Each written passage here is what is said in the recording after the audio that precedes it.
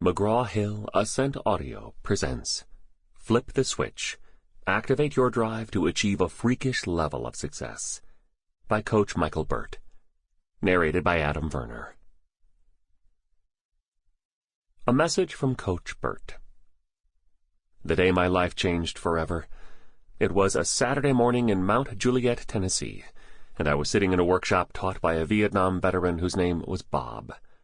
His role in the war was to wake up every morning in the jungle with no lights and no friends, and just he and a dog would go out deep into that jungle to sniff out bombs, booby traps, and ambushes.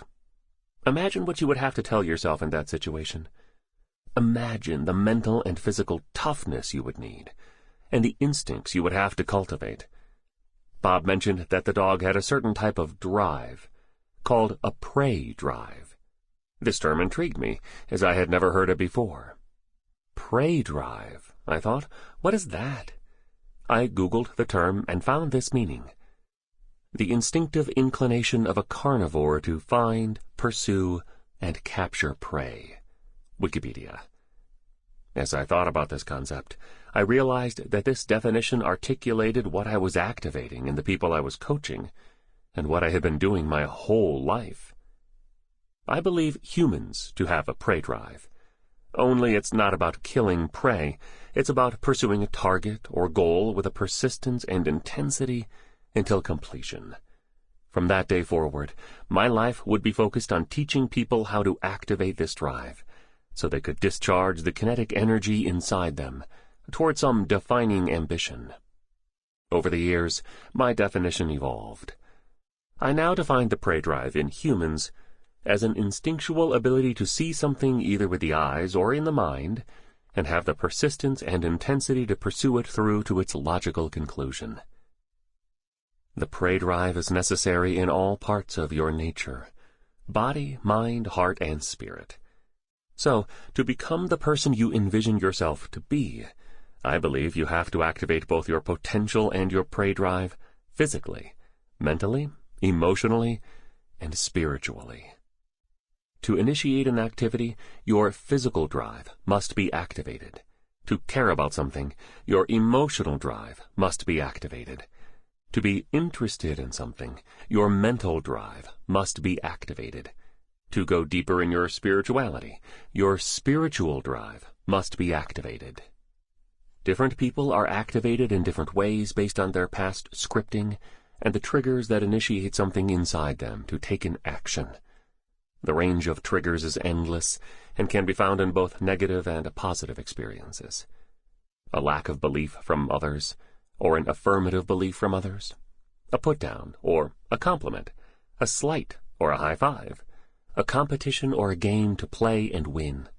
Whatever the trigger, it stimulates your drive to want to do more, become more, and create more.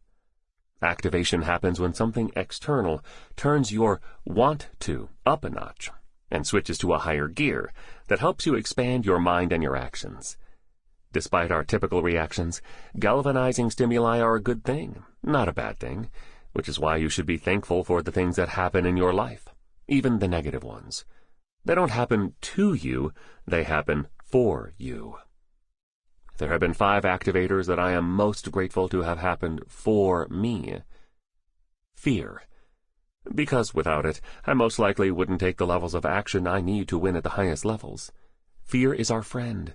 The faster we figure this out, the better off we are going to be. Competition. Because without something in the future to pursue, I most likely would have stopped pushing so hard after winning championships as a basketball coach. Instead, I would have been resting on my laurels. Environment. Because those conferences, boot camps, and workshops I have attended, and the people with whom I have shared surroundings and experiences, have activated and reactivated my drive to reach my deepest human potential. A positive environment is a place where our talents can thrive, because of the standards, language, accountability, and atmosphere. Just as we want to place our kids in environments where their talents can come alive, we should be doing the same thing for us as adults. So many environments suppress our talents, or are toxic. The right environment could activate our prey drive to perform at a higher level due to the expectations, scenery, or structure. Embarrassment, because without it, the gap between where I am and where I am capable of going would cause me to contract and not expand. Embarrassment could be defined as a painful or emotional state that causes a change in one's behavior. I do not use embarrassment to shame people, but I do believe as a coach that sometimes in life people should be embarrassed by their lack of commitment, results, or outcomes, and this underperformance in relationship to their capacity should cause a change in their behavior. Sometimes hitting rock bottom or being super frustrated with where you are activates something deep inside you to come alive. It could take a breakdown to create a breakthrough, or the emotional energy is simply not there to force a change. Exposure, because being close to and seeing something magical is inspiring. Exposure brings to mind a leadership camp I was fortunate enough to attend at 15 years old, the Broyhill Leadership Academy. The academy exposed me to personal development and a bigger future. Without being exposed to a world filled with accomplished adults who wanted to share wisdom, I most likely wouldn't have the drive to impact others. Just as I am thankful these 5 things have influenced me, you too will learn to look to the external stimuli that will activate something inside you, to do something big in the world. Some stimuli might be the 5 I just mentioned, or a dream you can't let go of. The hope is through listening to this book, you will be able to look at the circumstances around you, for better or for worse, and learn to use them as tools, as learning moments, as muscle builders and motivators, to activate the innate focus, stamina, and talents that will ensure you achieve freakish levels of success. My kids, my wife, my mother, my father, my mentors and coaches, and those who have always been a positive force have helped me get to a higher place. In their own ways, their encouragement, unconditional love, hard lessons, trust, and honesty have activated my prey drive. Throughout this book, we certainly talk about the people and the behaviors that will activate or threaten your prey drive, the drive that will inspire you to want more from life and to reach your deepest human potential. But we go further and deeper, uncovering many other external factors that will turn on your prey drive when you most need it. Introduction. My journey as a coach actually started by being coached on a local baseball field in the small town of Woodbury, Tennessee, when I was 6 years old. My coach, Mickey Vinson, affirmed and validated my worth and potential by saying to me, "Son, one of these days you're going to be a great coach." Her belief in me was what I needed at a critical time in my life. My mother had me when she was 16. She worked 2 jobs while attending nursing school and raising me on her own. She taught me, we don't whine, we don't complain, and we don't make excuses. After she dropped me off at baseball practice, I would stay at that field both fascinated and motivated by Coach Vinson. Coach Vinson activated something deep inside me and prompted me to stay the course, and ultimately to pursue my own potential. I would go on to make her prediction of my becoming a coach come true. I grew up to be a coach, and have helped thousands of others activate their potential, first as a high school girls basketball coach, and then as a business and performance coach to some of the top people in the world. And it all started with that one external affirmation from that one coach when I was 6 years old. We never know what will activate a drive in us to pursue something greater, but we should learn to be open and inviting to it. I accepted a job as a high school women's basketball coach at Riverdale High School in Murfreesboro, Tennessee, when I was just 19 years old and going to college.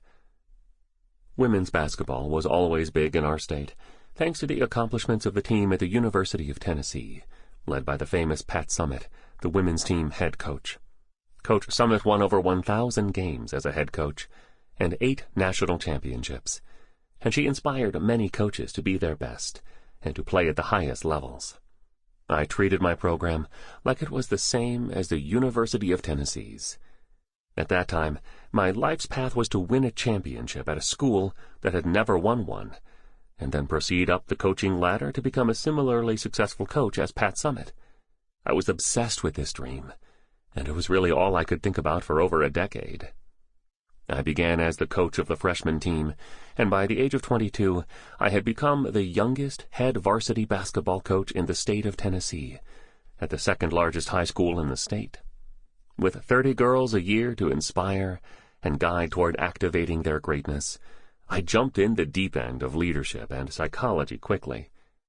Although we spent hours and hours on skills and drills, it was in the locker room and on the hardwood where I really understood what the game was all about, activating a deep potential inside people that helped them come alive like never before. The game was just the vehicle to inner engineer people to compete at the highest levels and find their voice in life. I coached at this level until I was 31 years old. Throughout those 12 years, I worked and reworked the motivational strategies, honing the strategies that I use today that help people win at the highest levels in their own life. I tested and retested the concepts and got immediate feedback from the team on what worked and what didn't. We ultimately won 74% of the games I coached. It was there that I learned that to build teams, we had to build the team members individually, in their knowledge, their skills, their desire, and their confidence. It was there that I truly learned how to activate people's prey drive, an instinct inside them to pursue what they saw with their eyes or in their imagination. It was the ultimate learning laboratory with real-time feedback. One of the most interesting things that would happen when moms and dads would first drop their 14-year-old daughters off was what they would tell me. They all said a variation of the same thing: "Coach, my daughter has so much potential." They would then outline a list of things their daughter needed to realize that potential, including discipline, structure, accountability, confidence, focus, motivation, and a good coach. "Define potential," I'd reply. They would say, each in their own way, "The ability to do more and become more than what she currently is." I would respond and give them my definition of potential, which is a kinetic energy that is stored until activated and utilized. I would then ask the million-dollar question, "So you're telling me that your daughter has an unlimited potential?" "Yes," they'd say. "I have to ask you a tough question, and you're not going to like it, but I have to ask it," I would reply, readying them to look into a mirror. "Is your daughter watching you reach your potential?" It always got awfully quiet after that. The look on their faces made it seem like they lost a game of gotcha. Nervous laughter and smiles followed, and it wouldn't be until days later, after my seemingly harsh words had a chance to percolate, that I'd hear from the parents again. "You know, Coach," they'd say, "I can't stop thinking about what you said the other day about what I do to be an example to my daughter." It's possible you're listening to this book because it's time to get serious about flipping the switch in your life. Maybe you're like the parents of the kids I coached, or maybe you're tired of lying to yourself or others about what you are capable of doing and are ready to take an action toward your true potential. It's time we help you confront your real potential and get real about what you are capable of with your talents and abilities. Other books out there motivate, but this one activates. I have found there is a significant difference between motivation and activation. Motivation means to move. Activation means to initiate.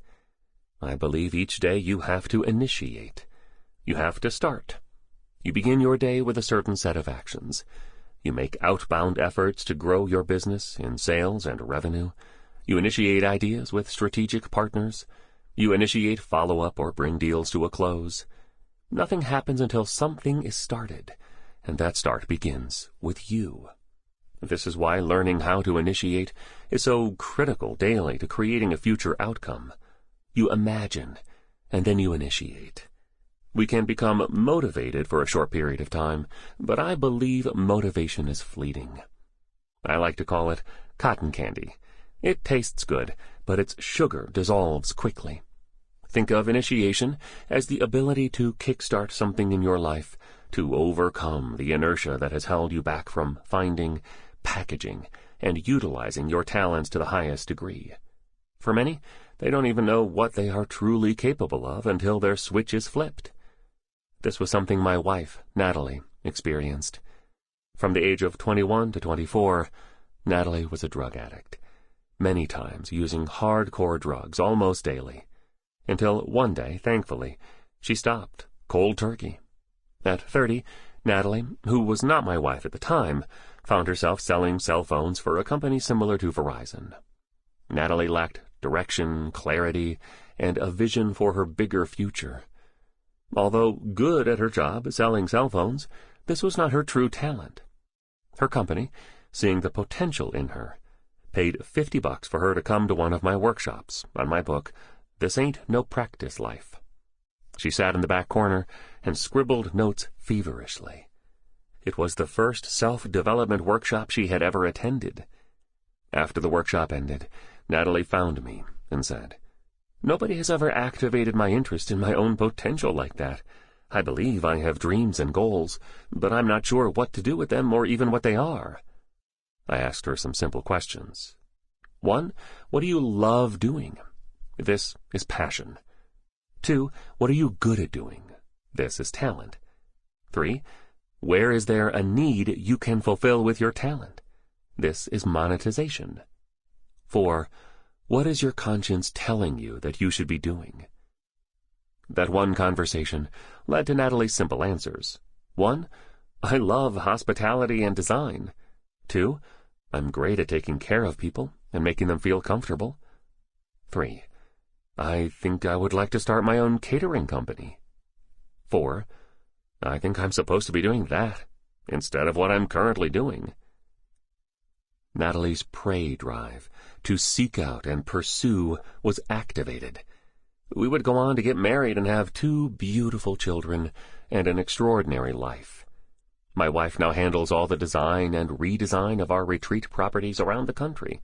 She handles all the hospitality. She is even writing her own books.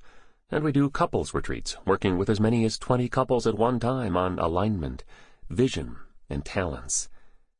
That day in that workshop set Natalie on a journey toward her calling, to activating her potential. The good news is, potential is not specific to an age. It's not relegated to the kids on the basketball court or those just starting out. I've coached 81-year-olds and 6-year-olds. Potential is in all of us, but it lies dormant. Like a light switch, potential doesn't turn itself on. You need to flip it. Once that electricity runs through the joint, that's when real growth can happen. My message and my coaching success run contrary to much of the popular theories out there on the subject of success. Many focus on people's skills, believing this is enough. If I just teach them more sales skills, then this will solve their problems. From my view, this is fragmented. If we can agree that people have multiple parts to their nature, multiple intelligences, then each of those intelligences must be activated.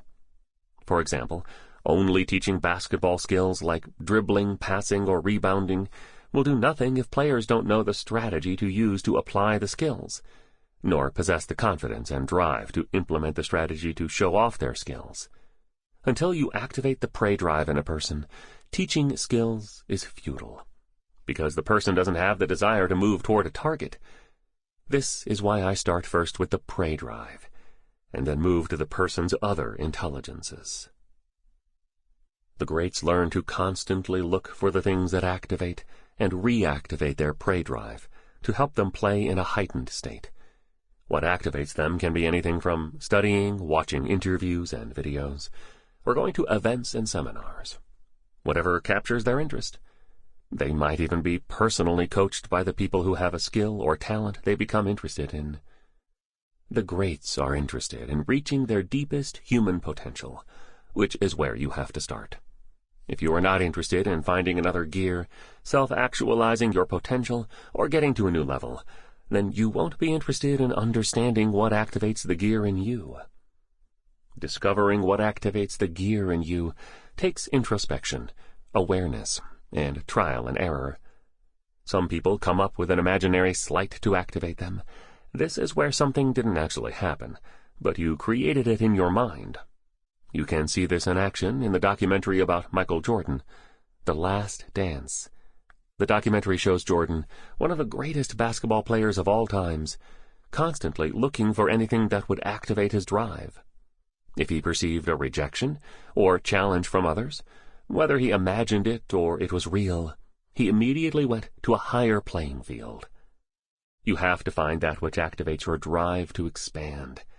Personally, finding my back is against the wall or feeling rejected, slighted, or overlooked is when I thrive. On the other hand, some imagine a future state and an inspired place. The perfect example is Jim Carrey. When he was broke and struggling to make it as an actor, he went to the top of Hollywood Hills and wrote himself a check in the amount of $20 million for his first imaginary film. Needless to say, he hadn't been paid $20 million yet. But in time, he got to live his dream. Some people are so motivated to avoid the embarrassment of failure, they compensate with practice to ensure they deliver on the promise. Some people look to replicate what they see the best do, then they try to one-up them to achieve a freakish level of success. Even Jeff Bezos and Elon Musk seem to be in a back-and-forth competition to see who can become the wealthiest person alive, or explore outer space before the other. I actually practice what psychologists call mental subtraction. This is where you pretend to lose something you love. The thought activates your drive to work hard enough or take enough action not to have to lose it. Statistics show that almost 70% of Americans are disengaged from their work. Maybe you are one of them. Stats also show that almost 87% of people will live their entire lives and never find their purpose and talent. They show up every day with little to no passion or ambition toward a defining ambition. They are lost and confused and spend days in a state of randomness in motion. Almost 76% of Americans live paycheck to paycheck, indicating they have not figured out how to monetize the talent they possess. Most just make it through the day and through the week with little or no hope of a bigger future. They never even get interested in their potential until something comes along in their lives and awakens them to that latent and undeveloped desire deep within them, like what happened to Natalie. I call this awakening alerting, and I have made it my job as a coach to alert people to what can be. My hope is that this book will give you hope, that it will alert you to your talents, and awaken the spirit of pursuit in you to move toward your aspirations. Consider me a hope dealer, or an aspirations enabler. A cautionary tale. I've had breakthroughs and breakdowns that have shaped my convictions on the subject of human potential. The most eye-opening breakthrough came after I gave eulogies at 2 funerals. I hadn't known either one of them, nor did I know their families. So to inform my speaking about their loved ones, I asked the family members beforehand one important question. What big dreams did your loved one pursue in his life? I was stunned when I heard the same thing in response. Coach, he didn't pursue any dreams, and he really didn't impact many people. He was just a good person. I guess he lived a good life. This statement had a significant impact on my life and forced me to get serious about helping others drive their potential and live an extraordinary life. He was just a good person. He lived a good life, was the general sentiment of both people. I believe good is the true enemy of great. You don't want to live on planet Earth and only live a good life. You want to live an extraordinary life, one in which at its end reveals how many people you have helped. You want to have lived so robustly, so uniquely, so impactfully, that you'd struggle to pick your top 3 successes at the end of your life. That will never happen if your drive is not activated to its fullest. Speaking at the funerals initiated my pray drive, and the instinct both to grow into my potential and to impact others. It impelled me to ask myself some hard questions about regret if I didn't activate and take action.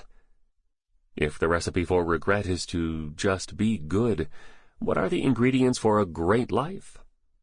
What do you do to activate and take action so you can be great? In preparation for writing this book, I studied some of the top people in the world who have achieved a freakish level of success. What I mean by freakish is beyond ordinary, fascinating, and impactful on a grander scale. These people inspire us to expand versus contract, to live lives of impact versus retreat, to truly work the potential they had been given. One such person who has created a framework I think is effective is Amazon's founder, Jeff Bezos. Bezos had a good job making good money at D.E. Shaw and Company, L.P., a global development and technology firm. In the eyes of many, Bezos had made it, and there was no reason for him to pursue a bigger future. Certainly, Bezos was wealthy by working at D.E. Shaw. But when Bezos came upon a piece of research that indicated the Internet was growing at 2,300%, he had an instinct that he could use this information to develop a business, and even deeper was the instinct to pursue that instinct. He had a tough decision to make. Would he stay in comfort with a good life, a good living, and a good position, or would he go for it? Would he leave the good life to pursue an extraordinary life? To answer this tough question that many struggle with, he created a formula and framework called the Regret Minimization Framework. A formula I learned about while watching interviews of Bezos talk about his rise to the top with Amazon. This framework asked one simple, powerful question. If I were sitting here at 80 years old, would I regret not pursuing this dream? His answer was yes. So he packed up his car and drove from the East Coast to Seattle to start Amazon, an online retail bookstore where you could get any book you wanted, whether it was in the bookstore or not. To make Amazon go, he went out and secured investors to start the company. He asked 50 people to invest $20,000, so he could start with $1 million. 22 invested. As he grew, he continued to take on investor money, giving up more and more of his own equity. With just 16% of ownership of Amazon, Bezos would go on to become the wealthiest person in the United States. Amazon would go on to employ over 1 million people, innovate and create Alexa, change the way you order and receive what you need in the time you need it, and become the everything store to millions and millions of Americans. Bezos has even taken people into space with his project Blue Origin. The prey drive is an instinct to see something in the mind or with the eyes, and have the persistence and intensity to pursue it. Let's discuss how Bezos used the prey drive in these key areas. 1. Activation. He saw something with the eyes, the statistic that said the Internet was growing rapidly at 2,300%. How many other people saw that, but didn't associate it with the opportunity to sell books online? 2. Persistence. Bezos raised $1 million from 22 people to start the company.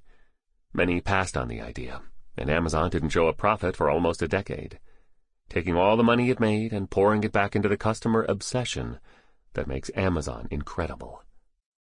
3. Intensity. Bezos picks a target and attacks it with an innovation, such as Alexa. He scours the world to find the most talented engineers who can build what he envisions until the product is completed and delivered to the world. I imagine that right now you have a pretty good life, but is it the life you were destined to live, doing what you love that is both highly enjoyable and highly profitable? Are you helping the people you are supposed to help? Imagine distributing your talent to millions of people and doing well financially by doing great things for others. Imagine closing the gap between the life you hope for and the life you have. Imagine your internal talents coming alive and using those talents to impact people around the world. Imagine your being on the stage, playing in the game, hitting the sales target, achieving some freakish level of success. Mind the gap, then close it. Calling on her unique experiences of caring for people in the last 12 weeks of a person's life in hospice, Bronnie Ware wrote the book The 5 Regrets of the Dying, a life transformed by the dearly departing.